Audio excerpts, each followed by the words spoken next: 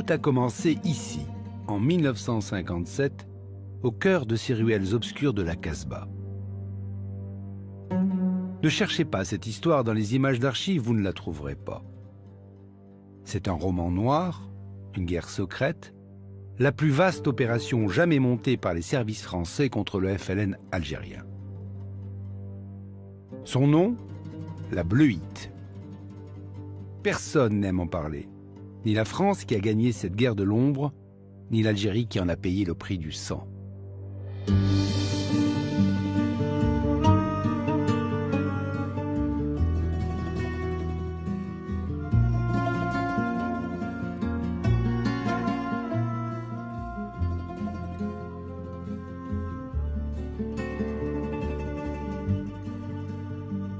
Rarement dans l'histoire, une opération aussi sophistiquée aura reposé sur les épaules d'un seul homme. Paul-Alain Léger, militaire par idéal, capitaine parachutiste dans l'armée française, a consacré sa vie à un seul but, faire la guerre et la gagner. Un long apprentissage qui lui a permis, en alliant la violence à l'intelligence et parfois le machiavélisme, de devenir un maître de guerre.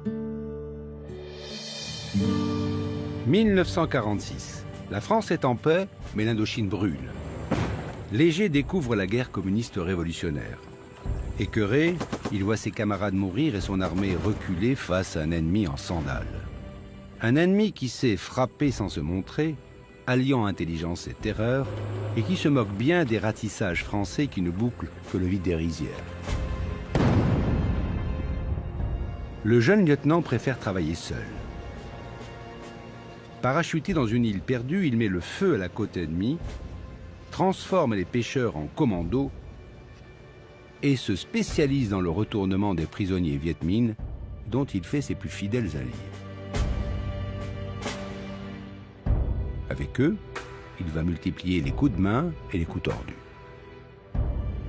Seul à la manœuvre, entouré de ses indigènes, aussi invisible que son adversaire, il sait désormais infiltrer l'ennemi, le manipuler et l'intoxiquer jusqu'à sa destruction. L'art de la guerre psychologique.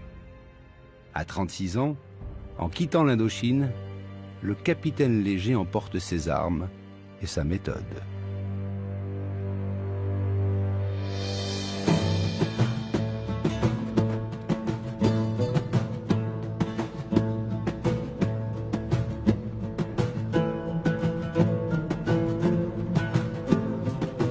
Quand il débarque à Alger cet hiver de 1957, voilà 3 ans déjà que le FLN a lancé une insurrection pour mettre fin à la colonisation française.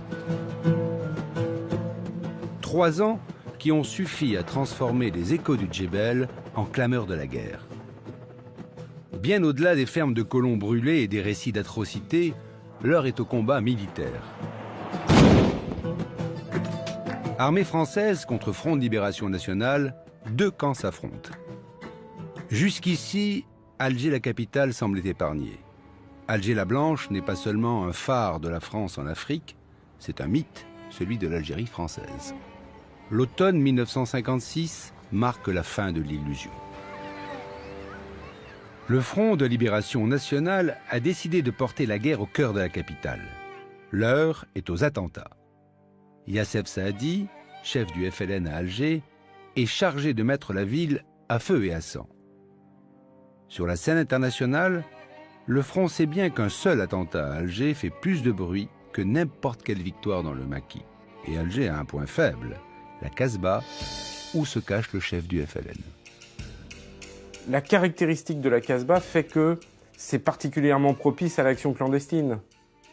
Des murs sans fenêtres, les terrasses des maisons qui donnent entre elles. C'est la ville interdite pour les Français. C'est la ville interdite pour les militaires français. À l'abri dans sa forteresse, Yassef Saadi peut envoyer des femmes poseuses de bombes, déguisées en européennes, semer la mort dans toute la capitale.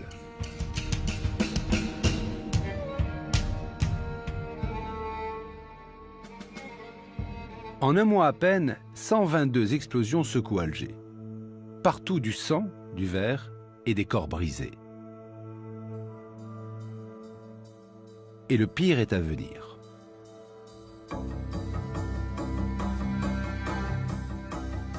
Ce dimanche après-midi, sur la scène du casino de la Corniche, un orchestre célèbre et, sur la piste, des jeunes Européens qui dansent. L'engin de mort soulève l'estrade et souffle la salle.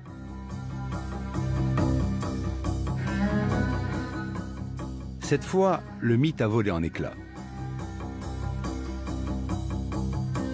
La peur s'empare de la ville, la population gronde, la presse parisienne s'alarme, le gouvernement vacille.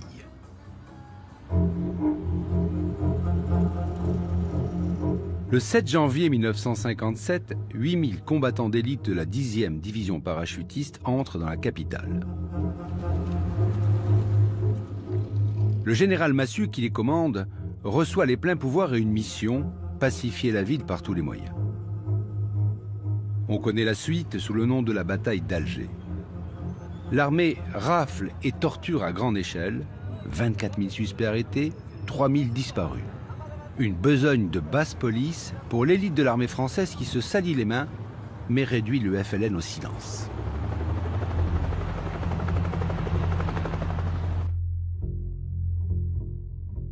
Simple répit.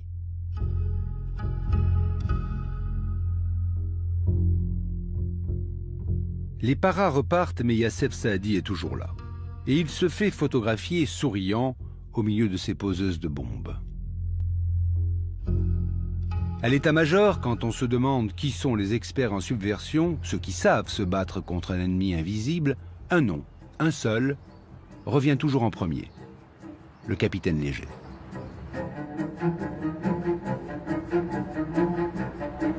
Lui ne croit pas à la force des armées contre le terrorisme. L'Indochine lui a appris qu'on n'écrase pas une mouche avec un marteau. Et Léger sait qu'il s'agit bien d'une guerre, mais d'une guerre pas comme les autres. Une guerre révolutionnaire.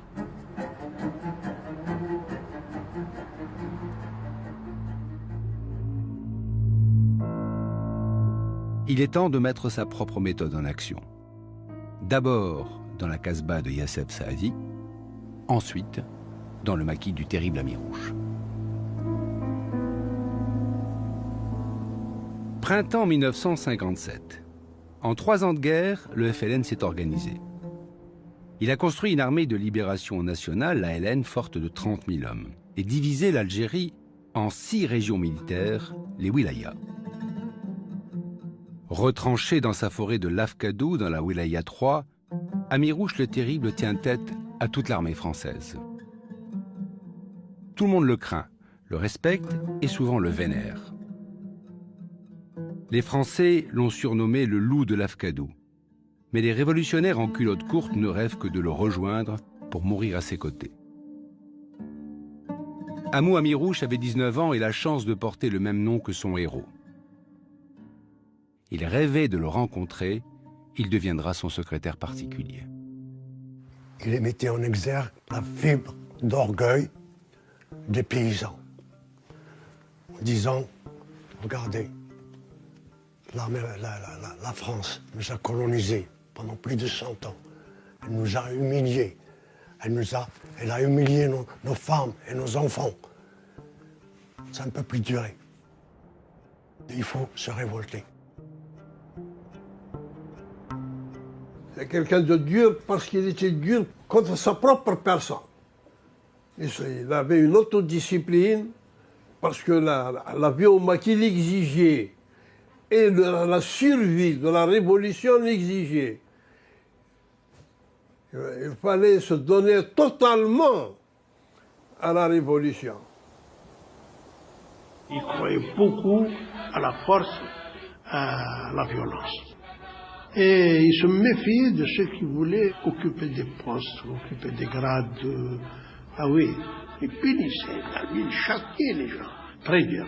Très dur, même, je peux dire même cruel. Ah oui, très cruel.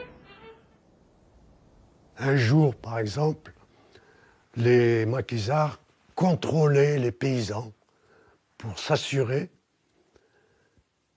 qu'ils ne chiquaient pas et qu'ils ne fumaient pas, parce que c'était décrété interdit. Un jour donc, un des maquisards qui avait procédé à la fouille des paysans, a laissé tomber une boîte de chic devant le colonel Amérouche de sa ceinture. Le colonel Amérouche la prend, il vérifie que c'était du tabac, il s'adresse à lui et dit « Comment? Tu viens de passer la matinée à humilier les paysans devant leurs femmes et leurs enfants parce qu'ils chiquaient ou parce qu'ils fumaient. Et toi, tu chiques? Comment tu peux ?» Et le colonel Amérouche a ordonné immédiatement son exécution.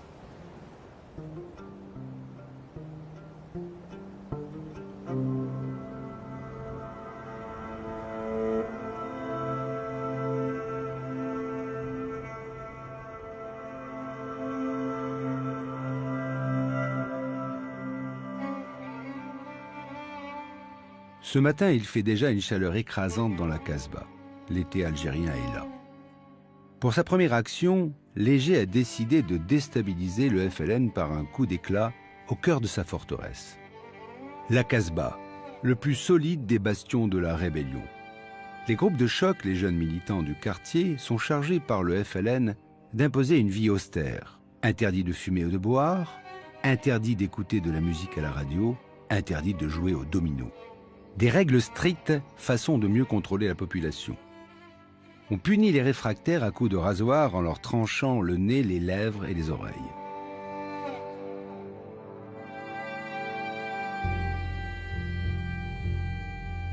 Le petit groupe d'hommes qui s'aventure dans ce coupe-gorge est habillé de bleu de travail. C'est bleu de chauffe, très à la mode chez les jeunes Algériens.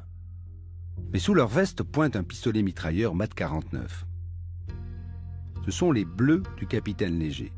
Leur objectif, un café mort au cœur de la vieille ville. À la tête de son commando, Léger agit seul et il sait qu'il risque gros. Son supérieur hiérarchique, le colonel Godard, n'est même pas au courant de son plan. Et sous ses ordres, il n'a que 2 militaires français. Le sergent-chef Barjou, dit Dédé Leblond, un homme du Nord, aux yeux bleus et cheveux clairs, qui dort avec 2 pistolets de gros calibre sous son oreiller et ne rate jamais sa cible.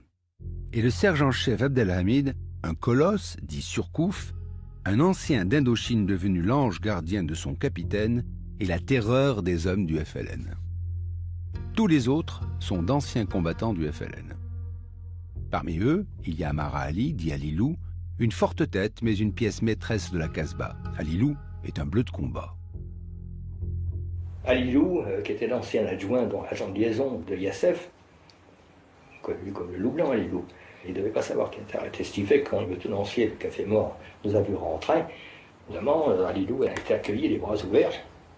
Alilou a dit au tenancier en disant bah, « Tu mets pas la radio, là, mets la radio, qu'il y ait un peu de musique. » Ah, mais il dit « Frère, tu sais très bien que c'est interdit. » Interdit par qui? Par le front. Il dit « C'est interdit, tu devrais le savoir, toi. C'est le front qui commande. » Et alors Alilou, à ce moment-là, lui a mis une paire de gifles monumentales. Et il lui a dit, à partir d'aujourd'hui, tu sauras que c'est pas le front qui commande, c'est lui. Il m'a désigné, il dit, c'est lui qui commande. Alors là, ça a été le cercle complet. On a fait sortir les boîtes de jeux, tout le monde a fumé, tout le monde a joué au domino, et la musique à fond, hein, à fond. Ça peut paraître idiot, mais c'était quand même un succès terrible dans l'esprit de la population. Qui se disait, ils sont 6 ou 7 là, et c'est eux quand même qui commandent, quoi. Et ça a commencé comme ça. Les Bleus ont donné un grand coup de pied dans la fourmilière. Bon début.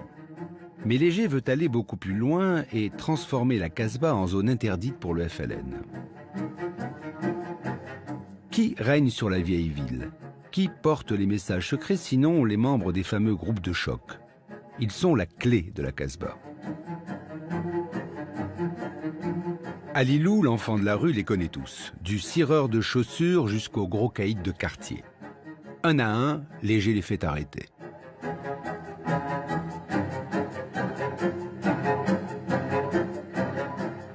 Léger est un psychologue, oui. Il distingue immédiatement la personne dont il sent qu'il y a une faille psychologique chez lui et qui a cette possibilité de le retourner et d'en faire un allié. Ça, c'est très vrai. Il est extrêmement psychologue.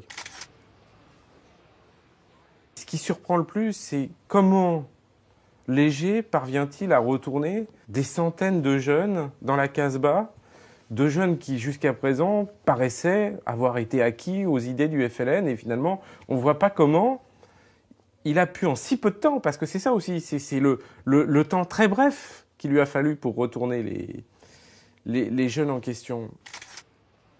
Et au fond, lui, c'est une question qui ne se pose pas rétrospectivement quand on l'interroge là-dessus. Bien, je les ai persuadés de la façon la plus simple possible. C'est-à-dire que je leur ai dit que nous étions Français. Et ces gens-là demandaient qu'une seule chose, c'est qu'on les considère comme des Français. Des Français à part entière. Et nous, officiers, et jeunes officiers en particulier, c'est ce que nous demandions. Et pour les persuader, eh bien, je n'ai fait que leur dire qu'ils étaient Français, mais qu'il fallait qu'ils luttent avec nous pour, justement, que nous mettions hors de combat ce terrorisme qui faisait qu'on les empêchait donc de devenir Français comme nous. C'est tout. C'est pas plus difficile que ça.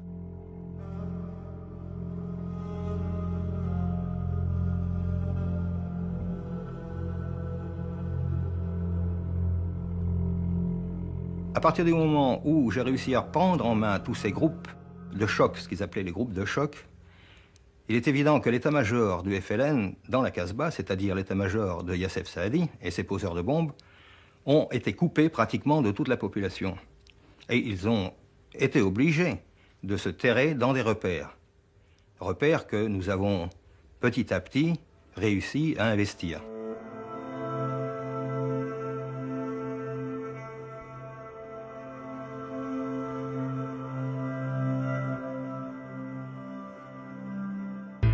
Dans son QG d'El Bihar, une villa au 7 chemin Vidal, Léger a convoqué Ouria, une jeune femme très brune, ancienne messagère du front qui vient de rejoindre les Bleus.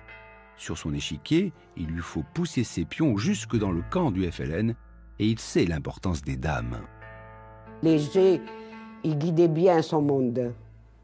Il avait un groupe à lui qui menait, pas la baguette, mais correctement, autoritaire. Et quand il donnait un ordre à ses troupes, il donnait un troupe. Et surtout, ne revenez pas sans vos armes. Tous, c'était des hommes. Mais à côté de Léger, c'était autre chose, Léger. Même quand il marche, tu sens que c'est quelqu'un d'un combattant. Voilà. Je trouvais le pas de mot, d'un combattant. De quelqu'un qui sait ce qu'il veut, et ce qu'il veut, il a. Entre Léger, l'homme fort, et la jeune Ouria, le courant passe tout de suite. D'autant que la jeune femme est très en colère contre les attentats aveugles du FLN. Mais moi, j'en voulais à ceux qui posaient des bombes, comme le Mikbar, comme nous avons posé tous les bombes. Je leur en voulais de tuer des gens. J'étais pas d'accord. D'un coup, ils mettent une bombe dans un bus, ils mettent un truc dans un par quelle rue, ils mettent... Pourquoi ils ne vont pas le mettre dans le gouvernement? Ils les mettent que au Tontonville où les gens sont en train de prendre un jus, un café, que tout le monde saute. Les vieux, les parents, les mamans, le berceau, les gens d'autres, tout ça. Ça, j'étais pas d'accord. Le capitaine organise la fausse arrestation d'Ouria puis son évasion spectaculaire. Dans la Casbah, Ouria la Brune devient aussitôt une héroïne populaire que le FLN s'empresse de mettre à l'abri dans une de ses maisons closes, rue de la Mer Rouge. Léger a réussi à infiltrer Ouria, son agent normand, dans la place. Sur ordre de son capitaine, Ouria parvient à s'intégrer à l'équipe des courriers clandestins qui font la liaison entre la ville européenne et la cache de Youssef Saadi dans la Casbah. Avec une mission, pister son messager personnel pour parvenir enfin à localiser l'homme le plus recherché d'Alger. Ils me disent, voilà, tu lui donnes la lettre de celui qui était enfermé chez lui pour qu'il l'amène à sa femme, que je nommerai pas. Comme ça, tu vas voir où il amène la lettre. Je dis, moi, comment tu crois que je vais le suivre? Et là où il va amener la lettre, elle va me reconnaître. C'est une fille du pays. J'ai dit, je vais mettre la craie dans la main et je vais lui dire, allez, courage, courage, courage, et je vais l'essuyer et ils ont qu'à suivre la craie. Elle avait mis dans sa main un morceau de craie. Elle lui a plaqué la main dans le dos. Il avait donc une marque dans le dos. Et il a été suivi comme ça dans toutes les ruelles de la Casbah par des femmes, par des enfants et par des hommes qui travaillaient pour moi. C'est ainsi qu'on a réussi à déterminer le repère où se cachait Youssef Saadi. C'est comme ça que, dans la nuit, il a été arrêté. Le démantèlement de l'appareil terroriste d'Alger se poursuit avec l'arrestation dans son refuge de la Casbah de Youssef Saadi, responsable du sang versé dans la ville depuis plusieurs mois. Avec lui se trouvait une jeune fille, Zora Drif, dont il ne voulut pas être séparé pour accepter de se rendre aux parachutistes qui l'assiégeaient. 2 prisonniers d'importance dont la capture ampute sérieusement la rébellion de la zone d'Alger. 15 jours plus tard, c'est le tour d'Ali Lapointe, ancien voyou et tueur du FLN, l'homme le plus dangereux de la Casbah. Avec lui, il y a une femme et un gamin de 11 ans, le petit Omar. Fidèle à sa légende, Ali Lapointe refuse de se rendre. Et les paras doivent dynamiter sa cache sans savoir qu'elle abrite un énorme stock de bombes. L'explosion est gigantesque. De ces décombres devait être dégagés une douzaine de cadavres, parmi lesquels celui de l'un des chefs du terrorisme algérois, Ammar Ali, dit Ali Lapointe. Venant après l'arrestation de Youssef Saadi, l'explosion de la Casbah a achevé de décapiter l'importante cellule rebelle de la capitale algérienne. La bataille d'Alger est terminée.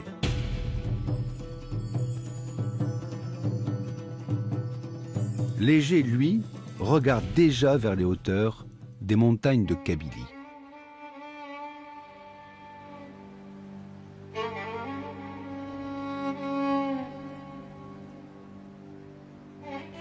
Le Front de Libération Nationale a perdu une bataille. Mais l'armée de Libération Nationale n'a pas encore perdu la guerre.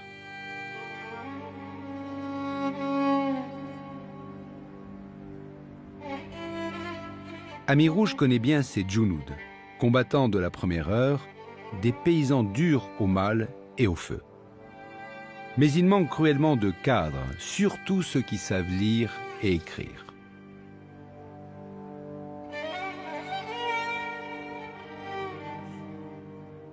Par la voix de son organisation étudiante, le Front leur lance un appel.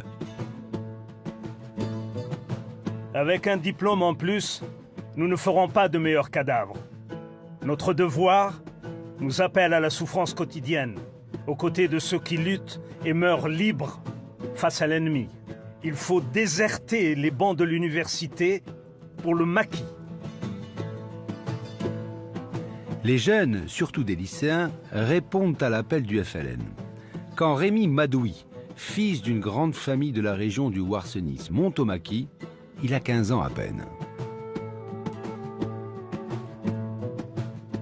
Il faut quand même se rappeler qu'en 1954, 94% de la population algérienne était analphabète. Donc la moindre personne qui avait une connaissance, surtout qui savait écrire et lire, était très recherchée.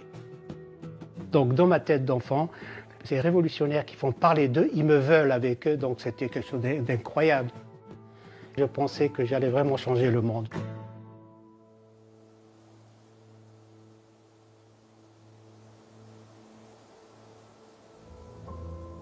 C'était des marches, des heures entières et surtout pendant la nuit, parce qu'évidemment il fallait éviter le jour pour ne pas être repéré. C'était des poursuites sans fin. Et l'autre chose aussi qui m'a toujours marqué jusqu'à maintenant, c'est la faim. Parfois ça durait 2-3 jours sans manger. Et très souvent, c'était surtout une galette, mais peut-être avec un œuf, un bout de fromage. Et ce sont, je crois, les 2 expériences qui m'ont marqué d'ailleurs pendant très très longtemps. C'était la faim et la marche.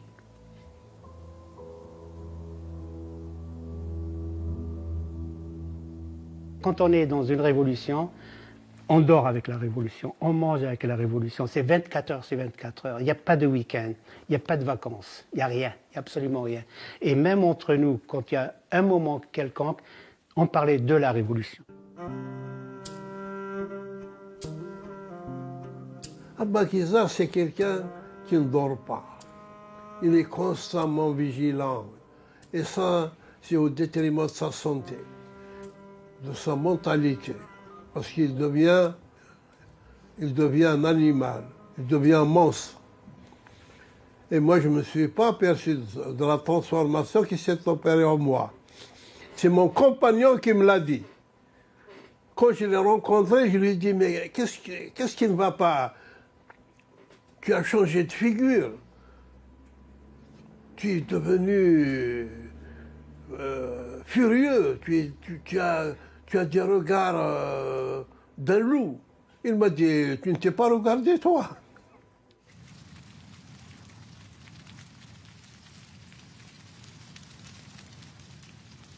Tous ces jeunes sont prêts à mourir pour la cause.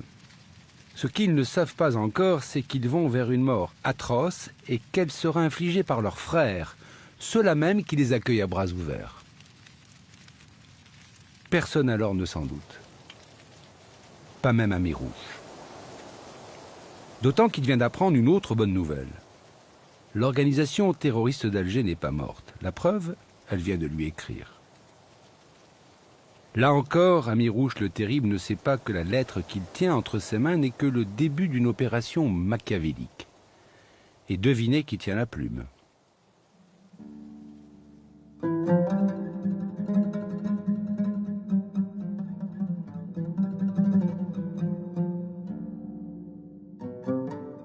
Lorsque toute l'organisation rebelle sur Alger a été mise hors de combat, j'ai gardé par l'intermédiaire d'anciens rebelles qui étaient ralliés, qui travaillaient pour moi, j'ai gardé des relations avec le commandant de la Wilaya 3, c'est-à-dire le colonel Ami Rouge, qui ne se doutait absolument pas que l'organisation rebelle à Alger avait été non seulement démantelée, et il pensait qu'il en restait encore, et ceci parce que je lui écrivais, par l'intermédiaire évidemment de gens qu'il ne pensait pas arrêter, mais qui en fait travaillaient pour moi.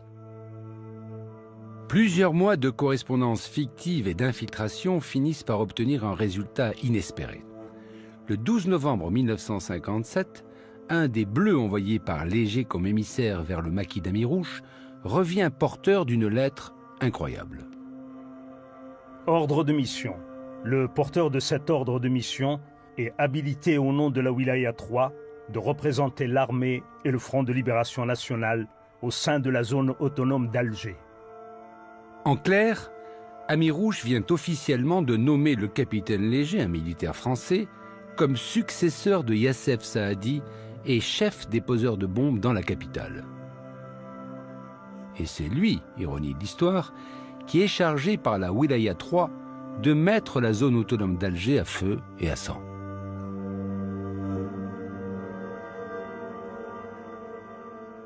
C'est-à-dire qu'il est arrivé à un moment donné où nous avions un échange de correspondance avec le colonel Ami Rouge et j'étais ravitaillé en armes par les rebelles eux-mêmes, qui me demandaient d'ailleurs de faire des attentats sur Alger, pensant qu'ils avaient affaire à une organisation FLN. La Wilaya 3 qui dirige la zone autonome d'Alger lui demande des résultats.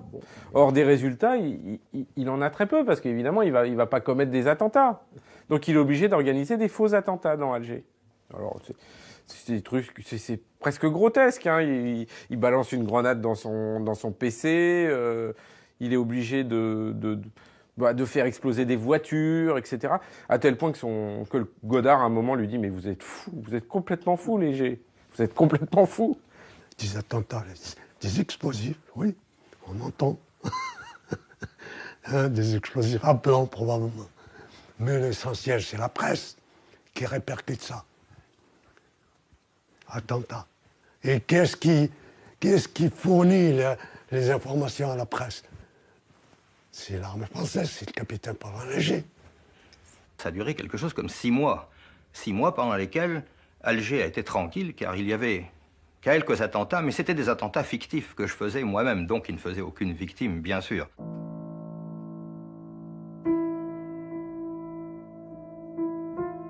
Malgré toute la science de Léger, la fiction ne dure qu'un temps.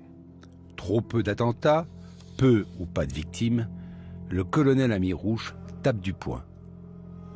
Front Armée de Libération Nationale, le 7 janvier 1958.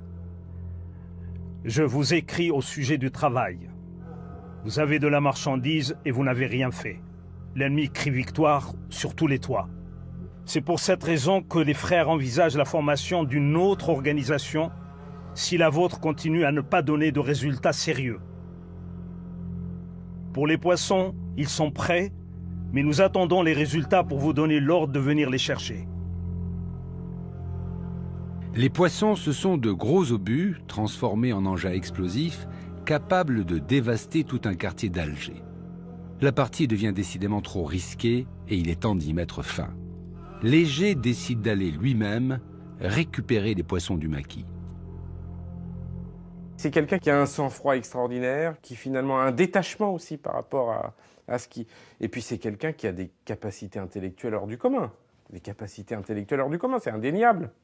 C'est pas possible d'arriver à jouer sur un réseau aussi étendu, d'être le seul à avoir les clés et à manier toutes les marionnettes de centaines d'individus et de ne pas avoir des facultés intellectuelles et d'organisation qui sont hors du commun.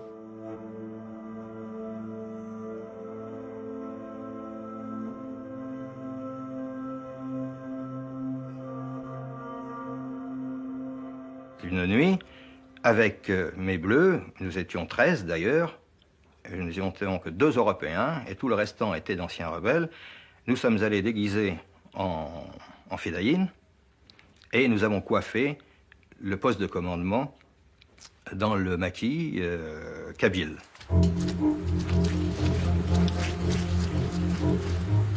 Voilà une semaine qu'il pleut, jour et nuit. Un déluge d'eau glacée qui brouille le ciel et transforme la terre en boue. 3 heures plus tôt, un camion militaire a déposé Léger et ses bleus au pied des hauteurs de Kabylie, juste avant Borj Menayel. Objectif, la montagne de la Mule, où se trouve l'état-major de la Wilaya 3, une bonne demi-douzaine d'officiers de haut rang et leur arsenal de bombes, les fameux poissons. Maintenant, ils marchent en file indienne dans un brouillard épais. Soudain, une sentinelle de l'ALN leur barre le chemin. On lui montre un faux ordre de mission qui les décrit comme une section rebelle en route pour la Tunisie. Le lieutenant qui les reçoit leur ouvre les bras et insiste même pour qu'ils prennent un café chaud à l'intérieur du QG. Léger lui plante le canon de sa carabine dans le dos, baisse son capuchon et annonce à haute voix et en français que la comédie est terminée. Dans l'heure, un hélicoptère venu d'Alger emporte avec précaution les fameux poissons. Léger peut pousser un soupir de soulagement. Et en fouillant le QG, le capitaine découvre soigneusement rangées dans une cantine toutes les lettres qu'il échange depuis 6 mois avec Amirouche. Ce qu'il ne sait pas encore, c'est combien le coup de poker qu'il vient de réaliser sans même tirer un coup de feu va se révéler payant.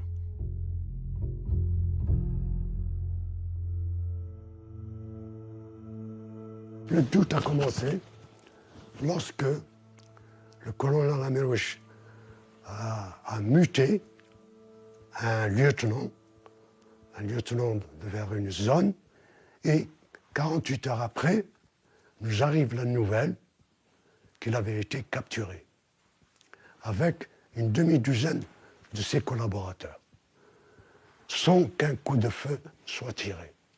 Ce qui était inédit, du jamais vu. Qu'on puisse capturer 1 ou 2 par surprise, si possible.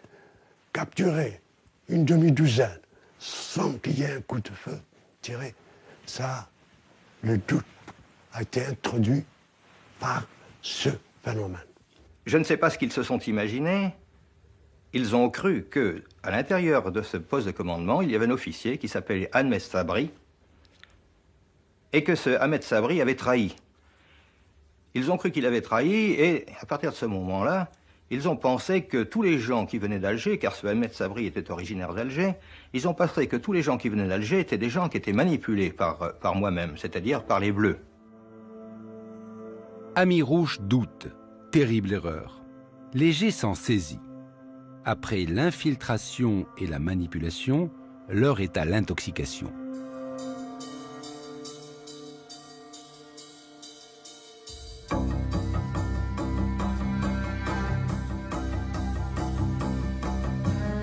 Si Amirouche croit que sa wilaya est gangrénée par des traîtres qui travaillent pour les militaires français, Léger va tout faire pour le convaincre qu'il a raison. Reste à trouver l'instrument de cette intoxication.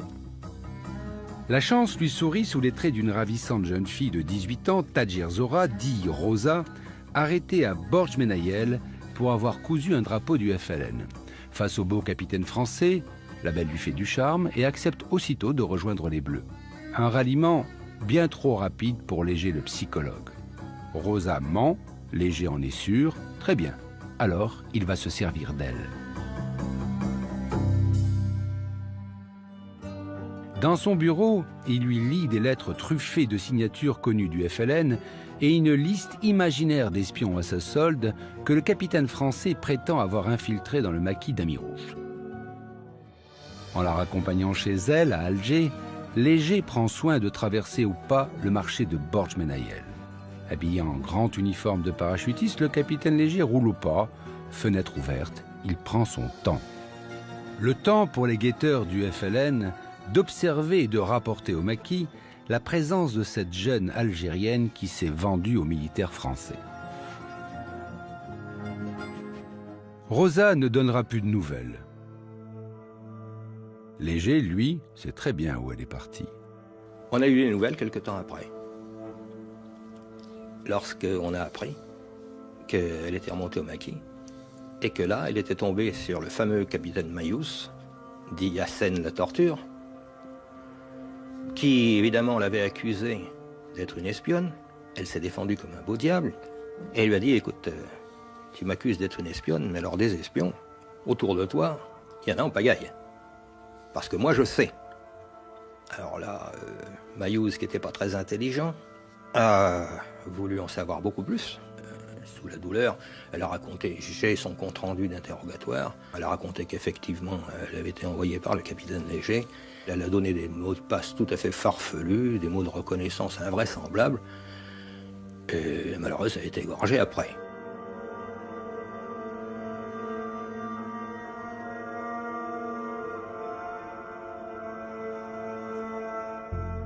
Rosa a bien servi. Hassen la torture a fait son œuvre. C'est un ancien de la Gestapo. Avec lui, tout le monde avoue, même les innocents. À la lecture des aveux des suppliciés, Amirouche, lui, voit tous ses soupçons confirmés. Injecté dans les veines de la Wilaya 3, le virus de la bluite va désormais se propager dans le corps du maquis kabyle. Après l'affaire de Rosa, à ce moment-là, on a commencé à arrêter tous les officiers de cette zone-là. Et comme c'est une zone fraîchement structurée, elle était donc structurée par des jeunes étudiants. Et tous sont passés à la casserole. Et pratiquement aucun d'eux n'a survécu. Le premier signe qui m'a alerté que quelque chose n'allait pas comme il le faut dans la tradition du FLN, c'est que les gens qui étaient interrogés, qui suivaient l'un l'autre, et que je connaissais très bien, c'était des cadres. Toutes les questions qui leur étaient posées, c'était quel est ton patron, à quel réseau tu appartiens, quand tu as commencé, ça devenait très suspect. Jusqu'au jour où mon cousin Germain avait été arrêté, et imaginez, cousin Germain avec qui on a grandi, parce qu'on avait à peu près 10 mois qui nous séparaient, donc on a grandi ensemble dans la même maison où nos parents habitaient, et on a été à la même école, et voir mon cousin être torturé, pratiquement tué à petit feu, et ne pouvoir rien faire, c'était...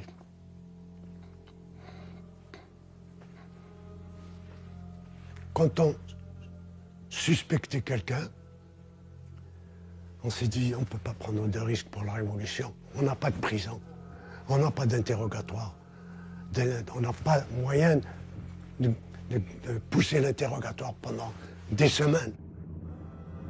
Surtout avec les opérations militaires constantes, les ratissages constants.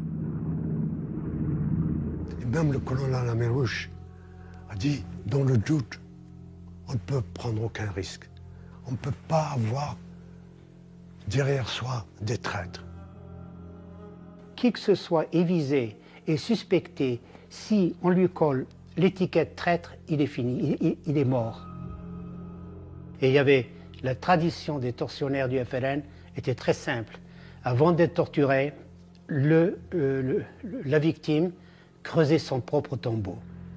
C'était un aveuglement, parce que s'il n'était pas aveuglé, ces éléments-là qu'il soupçonnait ne seraient pas restés, il aurait rejoint.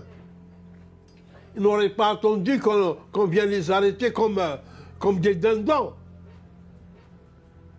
C'était quand même des chefs, des types robustes, des durs à cuire.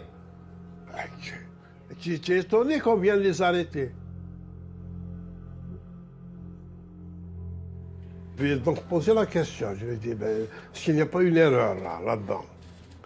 Quand j'ai vu des personnes qui étaient plus patriotes que moi arrêtées et torturées. Il m'a dit, si, il y aura des erreurs. Mais ça, pour sauver la révolution, il fallait qu'on touche dans la chair saine.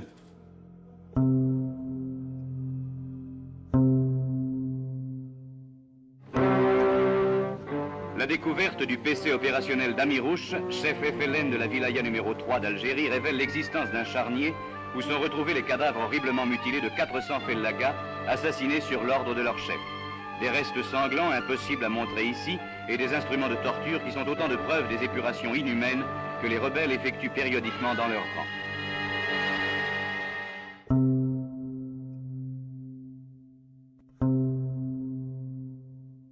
Jour après jour, l'horreur se répand. Après 5 ans de maquis, Rémy Madoui va, à son tour, se faire prendre dans l'engrenage infernal de la bleuite.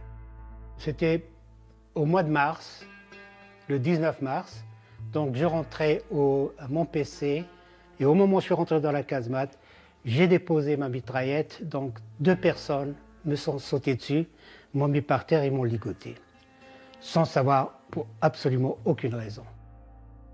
Et on m'a emmené et je me suis retrouvé dans un centre de torture dirigé par le fameux Hassan Mayouz la torture.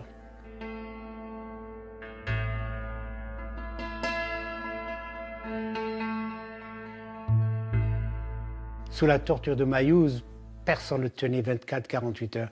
Comment j'ai tenu 2 semaines? Enfin 2 semaines, moins 3-4 jours, puisqu'à la fin je m'évanouissais, donc j'étais davantage évanoui que sous la torture. Comment? Je n'en sais rien. Parce que pendant ces 2 semaines, je ne sais même pas si j'ai eu un repas, parce que c'était soit à midi, soit le soir. C'était le reste de mes tortionnaires qui mettaient comme une bouillie avec de l'eau. C'était mes repas. Le soir, bien qu'avec la torture, évidemment, j'étais nu, j'étais mouillé. Il y avait à l'entrée de la casemate où ils dormaient un genre de trou qu'ils avaient creusé, où mes genoux étaient dans le trou et avec mes pieds sur mes fesses pratiquement. Et dans ce trou, il y avait très peu d'espace avec l'humidité.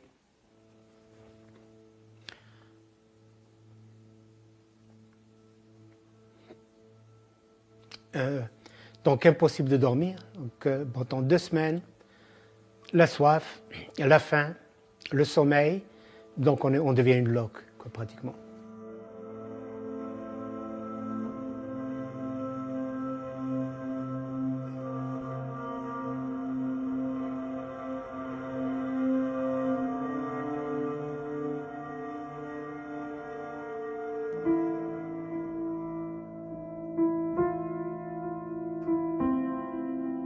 Laissé pour mort, Rémy Madoui finira par s'évader et par rejoindre les rangs de l'armée française. Comme lui, des centaines d'hommes désertent pour échapper à la mort. Le capitaine Léger a atteint son objectif. Le maquis s'autodétruit. Il n'a même plus besoin d'intervenir. L'épidémie de la bleuite est désormais hors de contrôle.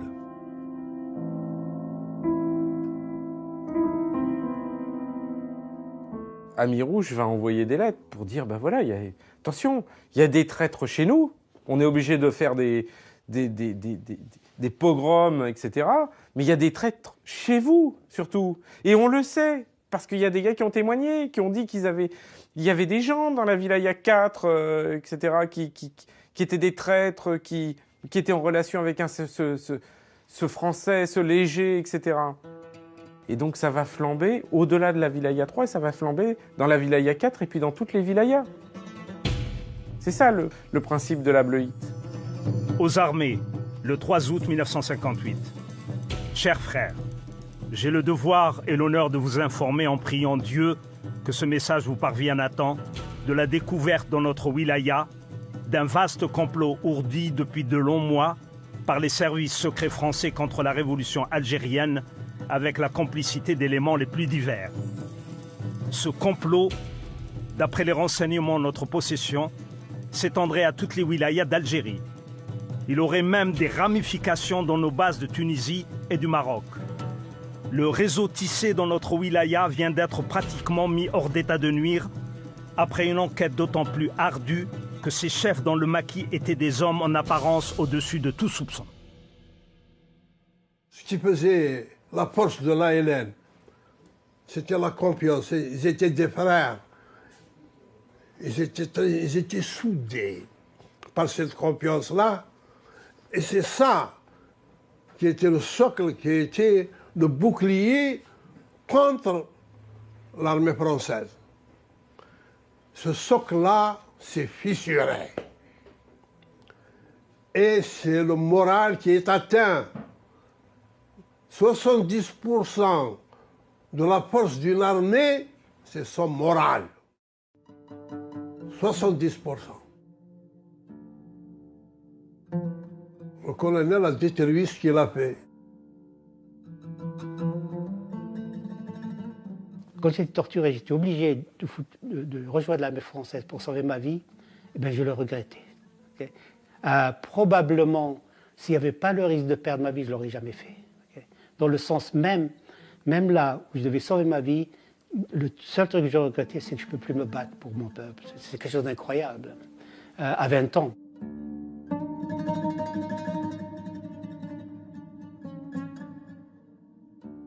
La bleuite, du point de vue militaire, ça a été une réussite extraordinaire du côté français. Par contre, pour l'Algérie, ça a été absolument un désastre. Que l'Algérie continue de payer un demi-siècle après.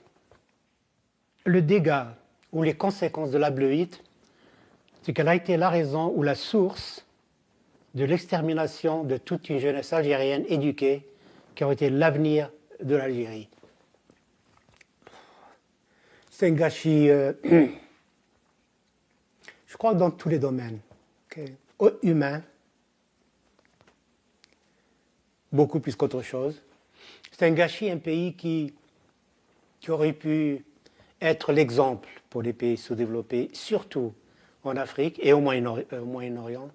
Ce peuple-là, si ça n'avait pas fini tel que ça l'a été, quel pays ce serait aujourd'hui? C'est ça, je crois, qui est le... C'est ce que j'appelle gâchis.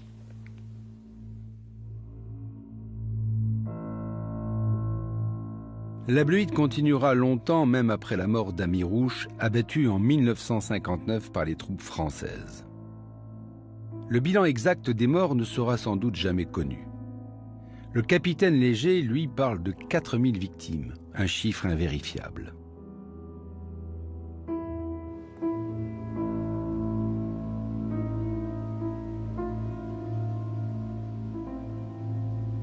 Qui dira le désespoir de ces jeunes patriotes sincères, morts en clamant jusqu'au bout leur foi dans la Révolution? Qui dira la colère des familles de ces martyrs qui ont gardé, au-delà de la mort, l'étiquette infamante de traître? La bleuite n'a pas seulement affaibli le maquis et facilité l'action militaire des Français, elle reste une verrue sur le visage de la guerre de libération. Au nom de la pureté idéologique, elle a fini par retourner la violence révolutionnaire contre ses propres enfants. La bleuite a abîmé l'Algérie nouvelle, changé le visage même du nouveau régime et coupé des passerelles entre l'Algérie et la France. C'est sans doute pour cela qu'aujourd'hui encore et des deux côtés, la bleuite reste un secret bien gardé. Un tabou, un poison, une malédiction de l'histoire.